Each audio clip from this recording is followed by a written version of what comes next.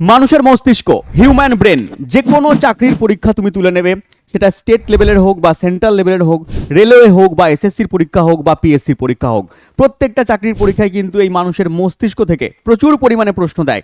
তো আজকের ক্লাসের মধ্যে এই হিউম্যান ব্রেন সম্পর্কে কনসেপ্ট আমরা জানবো এবং তার সঙ্গে সঙ্গে প্রিভিয়াস ইয়ারের প্রশ্নপত্র আমরা দেখব। পুরো ক্লাসটা করলে মানুষের মস্তিষ্কের কনসেপ্ট তোমার কাছে জলের মতো পরিষ্কার হয়ে যাবে। তো চলো শুরু করি আজকের ক্লাস হিউম্যান ব্রেন। চলো প্রথমেই আমরা জেনে নেই মানুষের যে মাথা বা মস্তিষ্ক, এর আবরণের নাম কি। পরীক্ষা এখান থেকে প্রশ্ন দেয়, মানুষের মস্তিষ্কের উপরে একটা আবরণ আছে। তুমি বলবে স্যার আমাদের মাথা, তার উপরের যে আবরণ সেটা কি? না, সেটা নয়। আমাদের মাথা রয়েছে, এই মাথায় আমরা হাত দিলে পরে কি দেখি? শক্ত একটা স্থান দেখতে পাচ্ছি, তাই তো? ভেতরে ভাবি যে শক্ত, এটা আমাদের মস্তিষ্ক। না, এই শক্ত স্থানটাকে আমরা মাথার খুলি বলি। এই খুলির ভেতরে মস্তিষ্কের এই পার্টগুলো আছে। তাহলে ও মাথার এই যে পার্টটা, এটা হচ্ছে খুলি। এটা আমি কঙ্কালতন্ত্র চ্যাপ্টারের মধ্যে পড়িয়েছি, দেখে নেবে। তো কঙ্কালতন্ত্র মানুষের ওপরে রয়েছে, তার ভেতরে মস্তিষ্ক রয়েছে। ভেতরে মস্তিষ্ককে সুরক্ষিত করেছে আমাদের করটি বা খুলি। তাহলে এই যে মস্তিষ্ক, করটির পরে যে মস্তিষ্ক শুরু হচ্ছে, তার ওপরে একটা আবরণ আছে। সেই আবরণের নাম পরীক্ষায় জানতে চায়। মনে রাখবে এই আবরণের নাম হচ্ছে মেনিনজেস। কি নাম বাবা? মেনিনজেস আবরণ নিয়ে তৈরি হয়েছে মানুষের মস্তিষ্ক। এটা ত্রিস্তরীয় আবরণ। তিনটে স্তরের নাম কি কি? তিনটে স্তর রয়েছে একটা আবরণের মধ্যে, তিনটে স্তর। একটা হচ্ছে ডুরা ম্যাটার, একটা হচ্ছে পিয়া ম্যাটার, একটা হচ্ছে অ্যারাকনয়েড ম্যাটার। তিনটে ম্যাটারের নাম পড়ে রাখবে।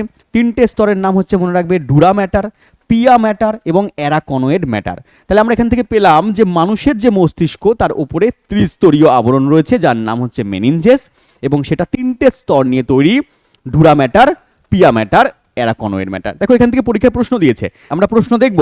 তার আগে দেখব এই যে মানুষের মস্তিষ্ক, এই মস্তিষ্কের ভেতরে আর কি কি অংশ রয়েছে সেটা জানবো।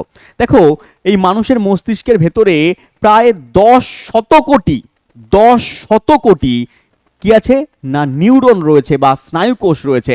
কারণ এই মস্তিষ্ক, আমাদের মস্তিষ্ককে সিপিইউ বলা হচ্ছে। আমাদের যত কাজ সেই মস্তিষ্ক নিয়ন্ত্রণ করছে, মস্তিষ্ক সুষমাকাণ্ড নিয়ন্ত্রণ করে। তাহলে এই কেন্দ্রীয় স্নায়ুতন্ত্র, তাহলে এখানে যত স্নায়ু সবার এখানে কেন্দ্রস্থল। প্রায় 10 শত কোটি নিউরন নিয়ে এখানে তৈরি হয়েছে আমাদের কি বাবা? মস্তিষ্ক। আর এর সঙ্গে মনে রাখবে আমাদের মস্তিষ্কের ওজন কত। পরীক্ষা এই প্রশ্নও বারংবার দিয়েছে। আমাদের মস্তিষ্কের ওজন হচ্ছে মোটামুটি 1.36 কেজি। 1.36 কেজি দেওয়া আছে বইতে, কিন্তু অনেক পরীক্ষায় অপশানে 1.36 না দিয়ে 1.4 কেজিও তোমাকে দিয়ে দেবে। মানে 1400 গ্রামের মতো আমাদের মস্তিষ্কের ওজন। ক্লিয়ার? এই মস্তিষ্ককে আমরা তিনটে পার্টে ভাগ করতে পারি। তিনটে পার্টের নাম কি কি? ওপরের একটা পার্ট রয়েছে, এই ওপরের এই পার্টগুলোকে আমরা একসঙ্গে বলবো কি বাবা? না অগ্র মস্তিষ্ক। অগ্র মস্তিষ্ক রয়েছে, মাঝখানে আমাদের আছে মধ্য মস্তিষ্ক, এবং তারপরে এই শেষের পার্টগুলো রয়েছে আমাদের পশ্চাৎ মস্তিষ্ক। এই তিনটে পার্ট নিয়ে আমাদের মস্তিষ্ক তৈরি হয়েছে: অগ্র, মধ্য এবং পশ্চাৎ। অগ্রের মধ্যে ভাগ আছে, মধ্য মস্তিষ্কের মধ্যে ভাগ আছে এবং পশ্চাৎ মস্তিষ্কের মধ্যে ভাগ রয়েছে। সেগুলো আমরা আস্তে আস্তে দেখব। তো তার আগে আমরা কিছু কোশ্চেন দেখে নিই। চলো দেখো, প্রথম প্রশ্ন দিয়েছে আরআরবি এনটিপিসি, মস্তিষ্কের আবরণীকে কি বলা হয়? একদম সহজ প্রশ্ন তোমাদের কাছে। যারা পুরো ক্লাস করবে সমস্ত প্রশ্নের উত্তর কিন্তু তারা নিজেই দিতে পারবে। Sir meninges. পরের প্রশ্ন, প্রাপ্তবয়স্ক মানুষের মস্তিষ্কের ওজন কত? দেখো এটা শুধুমাত্র গ্রুপ ডি পরীক্ষা এখানে দেওয়া আছে, শুধু গ্রুপ ডি পরীক্ষায় দেয়নি, এটা এসএসসির পরীক্ষাও দিয়েছে, এটা পিএসসির পরীক্ষাও দিয়েছে, এটা পুলিশের পরীক্ষা ঘাটলে পুলিশের পরীক্ষাতেও তুমি এই কোশ্চেন পেয়ে যাবে যে মানুষের ওজন হচ্ছে মস্তিষ্কের 1.36 কেজি। নেক্সট প্রশ্ন বলেছে যেটি মেনিনজেসের অংশ নয়। মেনিনজেসের অংশ তিনটে বলেছি: pia matter, dura matter, arachnoid matter. তো কোনটা এখানে নেই? স্যার গ্রে ম্যাটার তো নেই, তাহলে গ্রে ম্যাটার এখানে মানব মস্তিষ্কের অংশ হবে না। পরের প্রশ্নে চলে আসো। চলো এবার আমরা দেখে নিই যে মানুষের মস্তিষ্কের এই যে আমি বললাম অগ্র, মধ্য এবং পশ্চাৎ, সেটা কি কি অংশ নিয়ে তৈরি হয়েছে। দেখো মানুষের মস্তিষ্ক বললাম করটির ভেতরে এই মস্তিষ্ক রয়েছে, খুলির ভেতরে এই মস্তিষ্ক সাঁটানো আছে। এবার এই মস্তিষ্ক হচ্ছে তোমার, ভালো করে দেখলে এই বাইরের অংশটা, এই যে ধূসর বর্ণের একটা বড় অংশ দেখতে পাচ্ছ, এটা হচ্ছে আমাদের গুরু মস্তিষ্ক। গুরু মস্তিষ্ক। এবং তারপরে দেখো এখানে রয়েছে থ্যালামাস, এই পার্টটা হচ্ছে থ্যালামাস, ঠিক আছে? এই পার্টটা হচ্ছে থ্যালামাস, এবং তারপরে রয়েছে এখানে হাইপোথ্যালামাস। তাহলে এই পার্টটা হচ্ছে হাইপোথ্যালামাস। তাহলে গুরু মস্তিষ্ক, থ্যালামাস আর হাইপোথ্যালামাস, এই তিনটে পার্ট নিয়ে আমাদের অগ্র মস্তিষ্ক তৈরি হয়েছে। আমাদের অগ্র মস্তিষ্কের মধ্যে তিনটে পার্ট: গুরু মস্তিষ্ক, তারপরে কি বললাম, থ্যালামাস, হাইপোথ্যালামাস। তারপরে রয়েছে আমাদের মধ্য মস্তিষ্ক, এইটুকুনি পার্ট সাদা রঙে দেখতে পাচ্ছ, এটা হচ্ছে মধ্য মস্তিষ্কর অংশ। এবং তারপরে দেখো আরো তিনটে পার্ট তুমি দেখতে পাবে, পিছন দিকে আমাদের লঘু মস্তিষ্ক রয়েছে, লঘু মস্তিষ্ক, এবং তারপরে আমাদের এখানে রয়েছে পন্স, এদিকে রয়েছে সুষমা শীর্ষক। পন্স, সুষমা শীর্ষক এবং লঘু মস্তিষ্ক, এই তিনটে পার্ট নিয়ে তৈরি হয়েছে আমাদের পশ্চাৎ মস্তিষ্ক। তাহলে পশ্চাৎ মস্তিষ্কের তিনটে অংশ, লঘু মস্তিষ্ক, পন্স এবং সুষমা শীর্ষক। চলো এই সম্পর্কে আমরা জানবো, একটা চার্ট তোমাকে দেখাই, দেখালে বুঝতে পারবে। অগ্র মস্তিষ্কের মধ্যে আমাদের তিনটে পার্ট, একটা হচ্ছে গুরু মস্তিষ্ক, থ্যালামাস, হাইপোথ্যালামাস। মধ্য মস্তিষ্ক বললাম, এর দুটো পার্ট আছে, আমরা আসবো তার মধ্যে, ঠিক আছে, এখানে লেখা নেই, দুটো পার্ট বলবো। এবং পশ্চাৎ মস্তিষ্কের তিনটে পার্ট, লঘু মস্তিষ্ক, পন্স এবং সুষমা শীর্ষক। এর সম্পর্কে আমরা জানবো, প্রত্যেকটার কাজ আমরা জানবো। তার আগে তোমাকে বলে দিই, এই যে প্রত্যেকটা চ্যাপ্টার, মস্তিষ্কের একটা পার্ট তোমাকে আমি পড়াচ্ছি, এরকম সায়েন্সের প্রত্যেকটা পার্ট রয়েছে। যারা সায়েন্সকে কমজোরি বলে মনে করো, ভাবো সায়েন্স আমার দ্বারা হবে না, তাদের জন্য আমি রয়েছি। সায়েন্স তোমাদেরকে এমনভাবে পড়িয়ে দেবো যাতে সায়েন্সের এক একটা কোশ্চেন তোমরা জলের দরে ফলের রসের মতো অ্যান্সার করে আসতে পারো, দেখা মাত্র উত্তর করতে পারো। ফিজিক্স, কেমিস্ট্রি, বায়োলজির প্রত্যেকটা চ্যাপ্টার তোমাকে কনসেপ্ট সহকারে পড়াতে হবে, এবং আমি তোমাকে কনসেপ্ট সহকারে প্রত্যেকটা চ্যাপ্টার পড়িয়ে দিচ্ছি। কোথায়? ইওর স্টাডি অ্যাপের মধ্যে। ইওর স্টাডি অ্যাপ পেয়ে যাবে কোথায়? গুগল প্লে স্টোরের মধ্যে বা কমেন্ট বক্সের লিঙ্ক থেকে। তো ইওর স্টাডি অ্যাপকে ডাউনলোড করে নাও এবং সেখানে যুক্ত হয়ে যাও আমার সায়েন্সের কোর্সে। এছাড়াও যদি মনে হয় স্যার আমি সায়েন্স পড়বো না, আমি পুরো রেলের ব্যাচ পড়বো, তাহলে রেলের প্রিপারেশন করবো, তাহলে রেলওয়ে ফাউন্ডেশন ব্যাচ তোমার জন্য রয়েছে। যদি ভাবো আমি এসএসসির পরীক্ষা দেবো, তাহলে এসএসসির ফাউন্ডেশন ব্যাচ রয়েছে। পুলিশের পরীক্ষা দিলে পুলিশের ফাউন্ডেশন, মানে এই পুলিশের পরীক্ষা, রেলের পরীক্ষা বা এসএসসির পরীক্ষায় যে কটা সাবজেক্ট হয়, প্রত্যেকটা সাবজেক্টের প্রিপারেশন তুমি এখানে করতে পারবে, এবং প্রত্যেকটা জায়গায় সায়েন্স তোমাকে আমিই পড়াবো। এবং আমি তোমাকে গ্যারান্টি দিয়ে বলছি, আমার কাছ থেকে যারা সায়েন্স পড়েছে, বন্ধু বান্ধব পড়ে থাকলে একবার জিজ্ঞেস করে নেবে যে আমি সায়েন্সকে কেমনভাবে পড়াই এবং জলের দরে ফলের রস করে দিই। এই সামনে গ্রুপ ডির পরীক্ষা গেল, গ্রুপ ডির পরীক্ষায় 25 নাম্বার সায়েন্সে ছিল, 25-এর মধ্যে ছেলেপিলে 24-25টা করে অ্যান্সার করে আসছে, মানে 25টাই কমন পাচ্ছে। তো ভালো করে যদি প্রিপারেশন করো, তাহলে কিন্তু প্রত্যেকটা সাবজেক্টে প্রত্যেকটা স্যার ম্যাডামের কাছ থেকে তোমরা কমন পাবে। এবং আমরা কমন দিতে পারি কেন? কমন দিতে পারি আমি বলি না যে আমি কমন দিই, তার কারণ আমি কনসেপ্ট তোমাকে এমনভাবে পড়াবো, ফাউন্ডেশন ভিত তোমাকে এমনভাবে মজবুত করে দেবো, যাতে তুমি জিরো লেভেলে থাকলেও তোমার যদি কোনো সাবজেক্ট কমজোরি থাকে, তাহলে সেই সাবজেক্টের একেবারে ভিত থেকে শুরু করে একেবারে জিরো থেকে হিরো অবধি, জিরো থেকে যেন নাম হচ্ছে প্রো, 0 to প্রো, তো 0 থেকে প্রো অবধি তোমাকে এমনভাবে তৈরি করে দেবো যাতে যে কোশ্চেন আসুক না কেন, তোমার মডারেট লেভেলের কোশ্চেন আসুক, সহজ প্রশ্ন আসুক, বা তোমার হাই লেভেলের প্রশ্ন আসুক, তুমি সমস্ত প্রশ্নের কিন্তু অ্যান্সার করতে পারবে। এবং আজকের এই কম্পিটিশনের যুগে দাঁড়িয়ে তোমাকে কনসেপ্ট পড়তেই হবে, এবং সেই জন্যই আমরা বলি আমি কমন দিতে পারছি। আমি কমন দিই না, আমি কনসেপ্ট দিই। তো কনসেপ্ট সহকারে পড়তে হলে যুক্ত হয়ে যাবে ইওর স্টাডি অ্যাপের মধ্যে। কী কী সুযোগ সুবিধা পাবে এখান থেকে একবার করে তুমি দেখে নেবে, এবং তার সঙ্গে সঙ্গে আরও বিস্তারিত জানতে কন্ট্যাক্ট নাম্বার দেওয়া আছে, তুমি কল করে নেবে কন্ট্যাক্ট নাম্বারে। চলে আসো আমাদের পরের পার্টে। তো মস্তিষ্কের তিনটা অংশ বললাম আমরা, একটা অগ্র মস্তিষ্ক, একটা মধ্য মস্তিষ্ক, একটা হচ্ছে পশ্চাৎ মস্তিষ্ক। তো অগ্র মস্তিষ্কের মধ্যে এই তিনটে পার্ট রয়েছে, গুরু মস্তিষ্ক, থ্যালামাস, হাইপোথ্যালামাস। মধ্য মস্তিষ্ক খুব কম জায়গা জুড়ে রয়েছে, এবং তারপরে রয়েছে পন্স, সুষমা শীর্ষক আর লঘু মস্তিষ্ক। এই তিনটে পার্ট নিয়ে তৈরি হচ্ছে আমাদের পশ্চাৎ মস্তিষ্ক। তো প্রত্যেকটা পার্ট সম্পর্কে আমরা দেখব। প্রথমে দেখব আমাদের গুরু মস্তিষ্ক, এ কোথায় অবস্থান করছে, এর কাজ কি রয়েছে, এগুলো সব আমরা জানবো। তার আগে কিছু প্রশ্ন তোমাদেরকে দেখাই। দেখো এখান থেকে প্রশ্ন দিয়েছে এসএসসি সিজিএল এ, যে নিচের যেটি পশ্চাৎ মস্তিষ্কের অংশ নয়, মানে পশ্চাৎ মস্তিষ্ক কি নিয়ে তৈরি হচ্ছে বললাম বাবা? পশ্চাৎ মস্তিষ্ক তৈরি হচ্ছে আমাদের এখানে দেখলাম পন্স, লঘু মস্তিষ্ক আর সুষমা শীর্ষক। এই যে বললাম পন্স, সুষমা শীর্ষক আর লঘু মস্তিষ্ক, এই তিনটা অংশ হচ্ছে পশ্চাৎ মস্তিষ্কের অংশ। তাহলে তিনটে বাদ দিয়ে কোনটা আছে? পন্স আছে, লঘু মস্তিষ্ক আছে, সুষমা শীর্ষক আছে, কিন্তু এখানে টেস্টাম নেই। তাহলে অপশন ডি আমাদের এখানে সঠিক উত্তর হয়ে গেল। এটা কোথায় অবস্থান করছে? মধ্য মস্তিষ্কে অবস্থান করছে, সেটা তোমাদেরকে জানাবো। চলে এসো পরের প্রশ্নে। মানব মস্তিষ্কের ভেন্ট্রিকাল বা প্রকোষ্ঠ সংখ্যা কত? আমাদের মস্তিষ্কে তিনটে প্রকোষ্ঠ আছে, মনে রাখবে। অপশন নাম্বার 3 আমাদের সঠিক উত্তর। তিনটে প্রকোষ্ঠ রয়েছে আমাদের, অগ্র মস্তিষ্ক, মধ্য মস্তিষ্ক এবং হচ্ছে তোমার পশ্চাৎ মস্তিষ্ক। নেক্সট চলে এসো আমাদের প্রথম পার্ট, যেটা আমরা বলবো গুরু মস্তিষ্ক। অগ্র মস্তিষ্কের অংশ হচ্ছে গুরু মস্তিষ্ক। ভালো করে ছবির দিকে দেখো, দেখলে দেখতে পাবে যে মস্তিষ্কের প্রায় 50%-এরও বেশি জায়গা জুড়ে আমাদের এই গুরু মস্তিষ্ক অবস্থান করছে। মস্তিষ্কে সবচেয়ে বেশি জায়গা জুড়ে কোন মস্তিষ্ক রয়েছে? গুরু মস্তিষ্ক রয়েছে।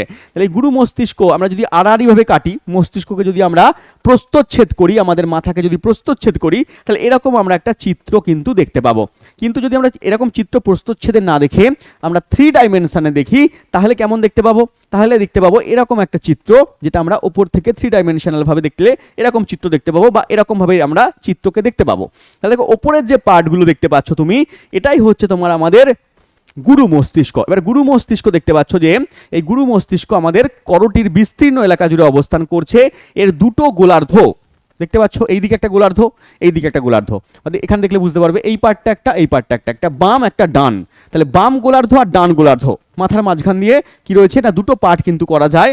বাম গোলার্ধ ডান গোলার্ধের মাঝখানে একটা সংযোগ রয়েছে, তাদেরকে আমরা বলছি কর্পাস ক্যালোসাম।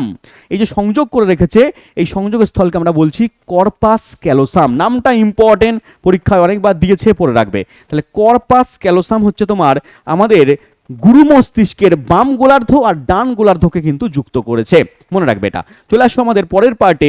এর কাজ কি স্যার? এর কাজ হচ্ছে চিন্তা, স্মৃতি, বুদ্ধি এগুলোকে নিয়ন্ত্রণ করা। মানে মেন কাজ যেটা আমাদের চিন্তা করা, ঠিক আছে? মেন কাজ আমাদের বুদ্ধি কোথা থেকে আসবে, মেন কাজ আমাদের স্মৃতি কি করে থাকবে, পড়াশোনা কি করে মনে থাকবে, এই সমস্ত কাজকে নিয়ন্ত্রণ করছে গুরু মস্তিষ্ক।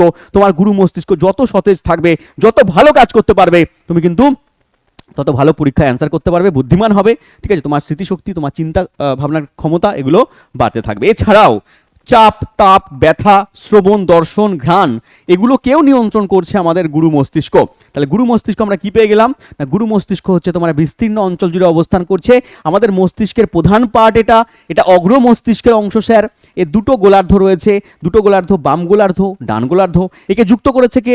কর্পাস ক্যালোসাম একে যুক্ত করেছে। এবং তার সঙ্গে মনে রাখবো যে এর কাজ হচ্ছে তোমার বুদ্ধি, চিন্তা এগুলোকে বিকশিত করা, নিয়ন্ত্রণ করা, এবং তার সঙ্গে সঙ্গে চাপ, তাপ, ব্যথা, ঘ্রাণ এগুলো সমস্ত কিছুকে নিয়ন্ত্রণ করা। চলে আসো, এখান থেকে প্রশ্ন দিয়েছে, দেখো ওয়েস্ট বেঙ্গল পুলিশে আসা প্রশ্ন।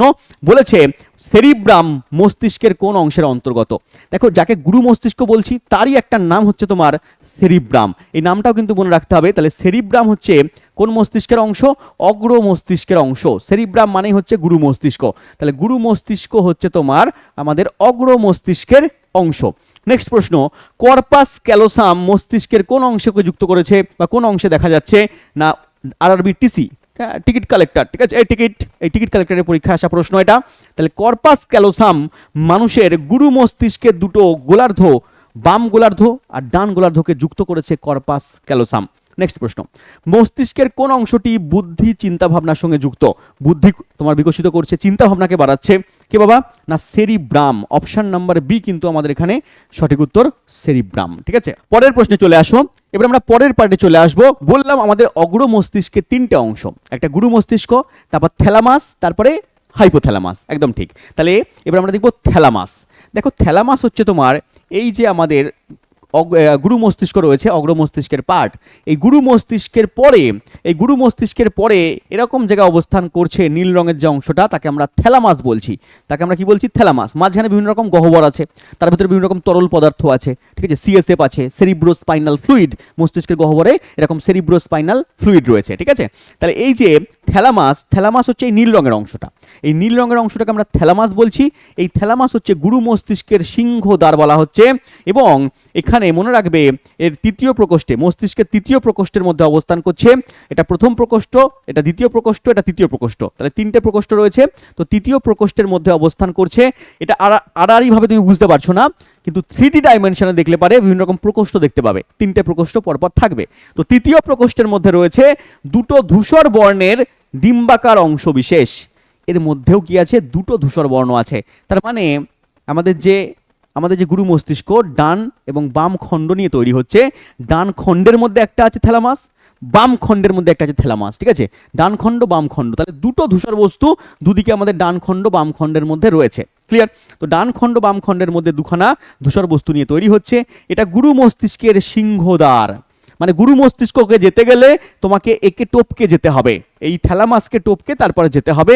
এবং থ্যালামাস হচ্ছে গুরু মস্তিষ্কের পিএর মতো কাজ করে। PA, personal assistance.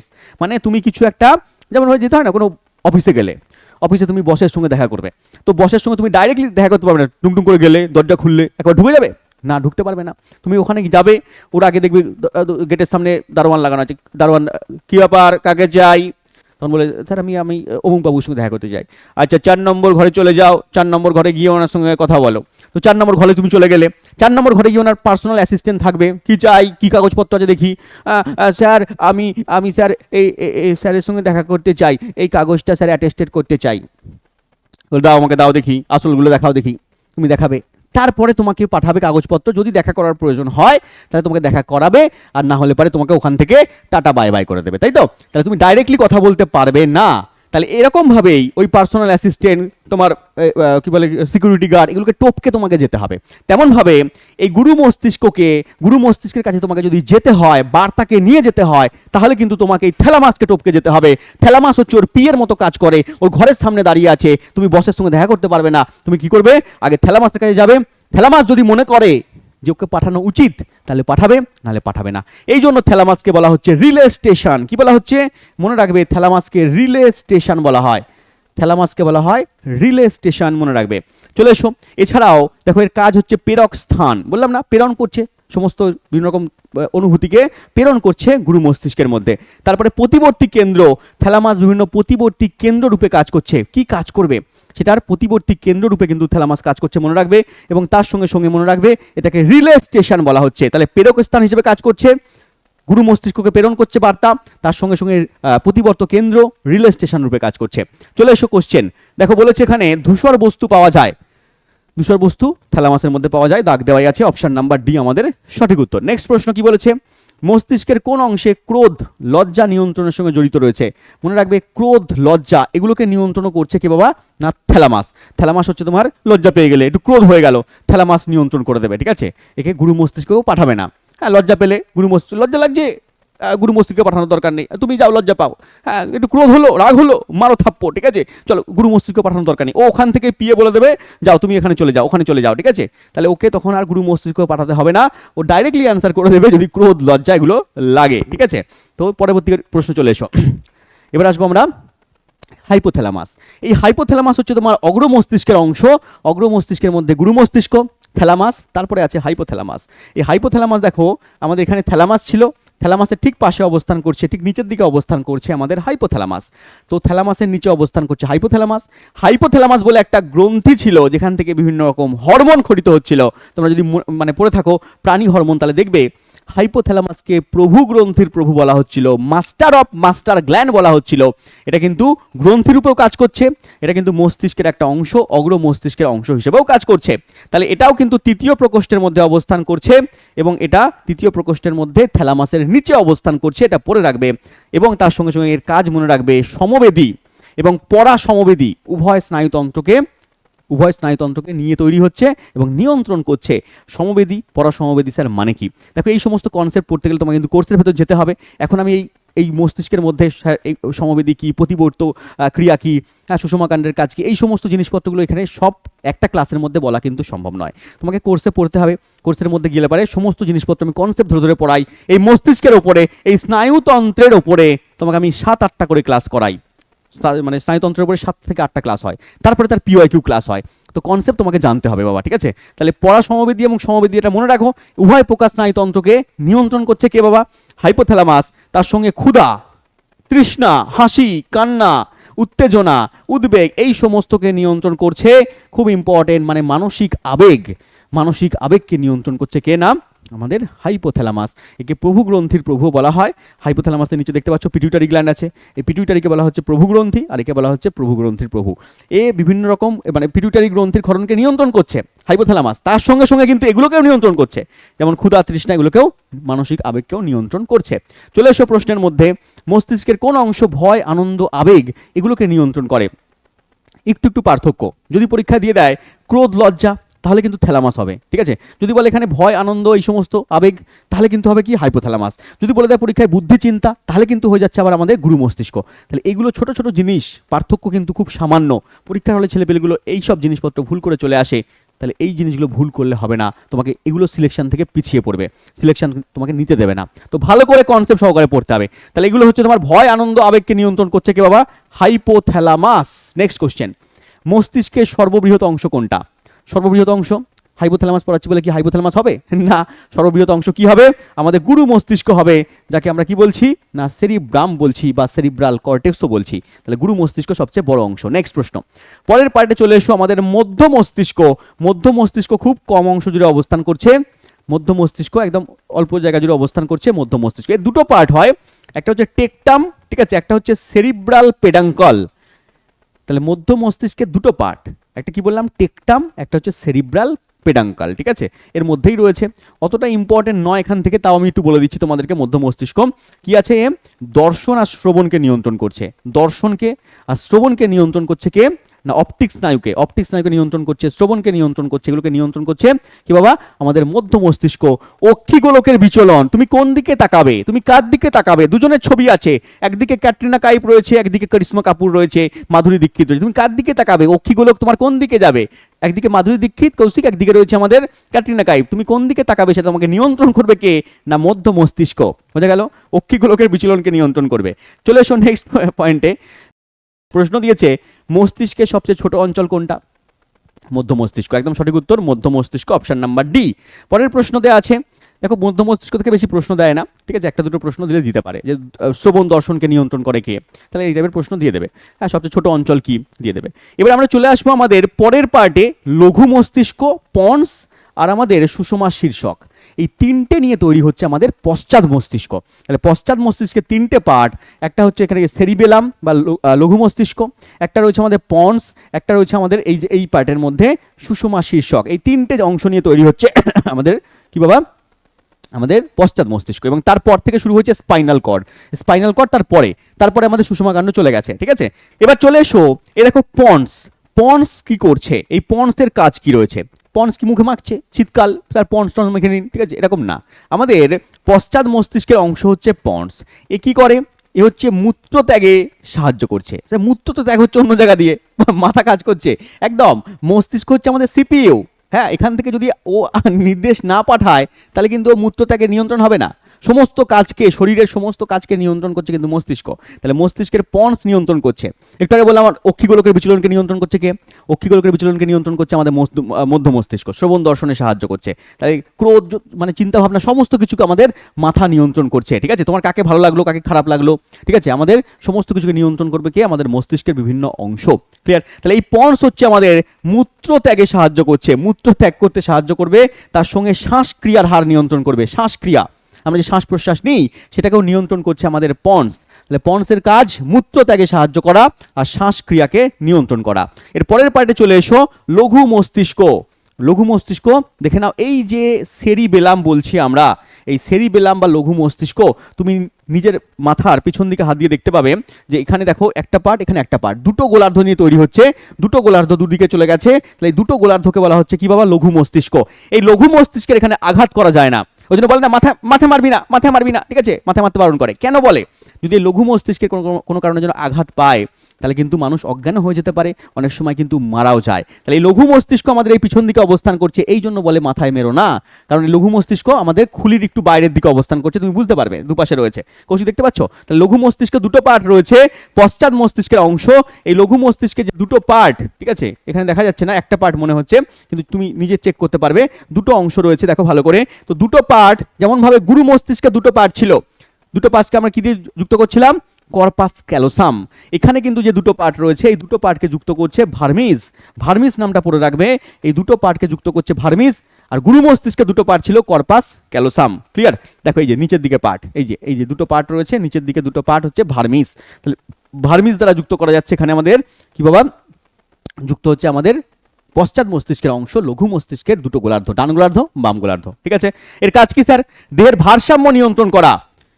এই যে দাঁড়িয়ে আছি, আমরা হাঁটছি, আমাদের দেহের ভারসাম্যকে নিয়ন্ত্রণ করছে আমাদের লঘু মস্তিষ্ক, এবং প্রত্যাবর্তী স্নায়ু কেন্দ্র রূপে অবস্থান করছে, স্নায়ু কেন্দ্র রূপে অবস্থান করছে আমাদের লঘু মস্তিষ্ক, মনে রাখবে।